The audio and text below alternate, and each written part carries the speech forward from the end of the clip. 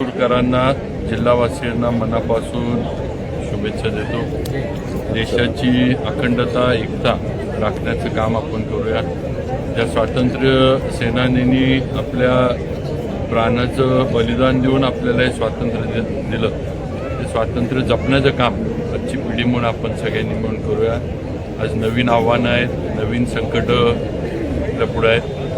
देशाच्या बाहेरनं पण आपल्यावर संकट येऊ पाहतात आणि देशांतर्गत पण संकटांना आपण तोंड देतोय। पण अशा याच्यामध्ये आपण भारतीय म्हणून एकत्र राहून एक दिलानं आपला देश, भारत देश पुढं कसा जाईल, अखंड कसा राहील, देशाची प्रगती कशी होईल आणि पुढची युवा पिढी जी आहे ही नुसती लातूर किंवा महाराष्ट्र किंवा भारतातच नाही तर आपली भारताची युवा पिढी, लातूरची युवा पिढी ही जगात कशी नाव निर्माण करेल, कमवल, या दृष्टीनं आपण पुढचं नियोजन करूया। परत एकदा मी सर्वांना आजच्या स्वातंत्र्य दिनाच्या मनापासून शुभेच्छा। मोठा आवर्षण आहे, मोठ्या प्रमाणात दुष्काळी परिस्थिती होईल अशी परिस्थिती निर्माण झालेली आहे। त्याच्या पद्धतीनं कशाचं व्यवस्था आता थोडं अजून पण काय म्हणायचं, परतीच्या पावसाचं थोडा अंदाज वर्तवला जातोय।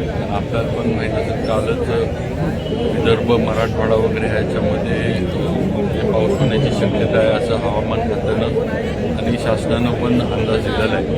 पण नक्कीच आजची परिस्थिती गेल्या वर्षीपेक्षा पावसाच्या बाबतीमध्ये प्रामुख्यानं लातूर जिल्ह्यामध्ये चिंतेची आहे। पाणीसाठा आपण राखून ठेवलेला आहे, पिण्याच्या पाण्याचं प्रामुख्यानं ज्याला प्राधान्य सरकारनं दिलेलं आहे, त्यात कुठेही अडचणी येणार नाहीत एवढं आपण नियोजन पिण्याच्या पाण्याच्या दृष्टीनं करतोय। पुढची एकंदर पावसाची परिस्थिती, कारण बऱ्यापैकी आपल्या जिल्ह्यात जो आहे तो परतीचाच पाऊस आपल्याकडं होतो। आपल्याकडं जसा मी ज्या जिल्ह्यात म्हणजे मान्सून जो आमच्याकडं सुरू होतो तसा पाऊस आपल्याकडे या जिल्ह्यात होत नाही, परतीचाच पाऊस असतो। मग थोडं अजून आपण परमेश्वराच्या चरणी प्रार्थना करूया की तो पाऊस तरी काही प्रमाणामध्ये आपल्या इथं आपल्या जिल्ह्यामध्ये व्हावा। काल सोलापूरमधनं येताना काल पंढरपूरपर्यंत फार मुसळधार पाऊस होता। काल पंढरपूर मोहोळ हायवेला हे भरपूर पाऊस झाला आणि पाणी वगैरे जर असाच पाऊस जर तो पुढं सरकला तर जी चिंतेची परिस्थिती आहे ती नक्कीच थोडी कमी होईल।